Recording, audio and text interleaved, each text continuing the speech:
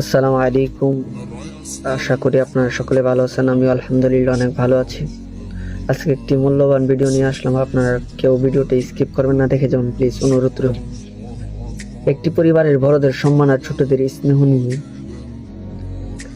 যে চিরাচরিত নিয়ম, যে স্নেহ, বড়দের সম্মান আর ছোটদের স্নেহ করার যে চিরাচরিত নিয়ম, তার কথাকথিত ডিজিটাল যুগের দোহাই দিয়ে ধ্বংস করা হচ্ছে।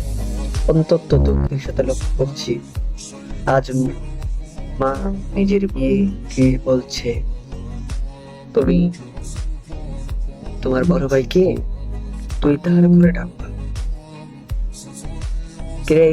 কিরে, মেয়ের বয়স 5 আর বড় ভাইয়ের বয়স 12 বছর প্লাস, নাম ধরতে বলা হল। আমি জিজ্ঞাসা করলাম, এটা কেমন দেখাই না? তখন ওই পাশ থেকে মা উত্তর দেয়, এটা ডিজিটাল যুগ। আমি পরিষ্কার বলতে চাই, ডিজিটাল যুগ হওয়া মানে অভদ্র হওয়া নয়। যে মা বাবা বড়দের সম্মান করতে শেখাতে পারে না, সে মা বাবা কোনোদিন নিজের ছেলে মেয়ের কাছ থেকে সম্মান আশা করতে পারেন। আপনি আপনার সন্তানকে বড় ডিগ্রি শিক্ষিত বানাতে পারবেন ঠিক, কিন্তু কোনোদিন প্রকৃত মানুষ করতে পারবেন না। আদর্শ মানুষ গড়তে হলে শিক্ষার পাশাপাশি শাসনের প্রয়োজন আছে, কিন্তু আজ বাস্তব উল্টোটা।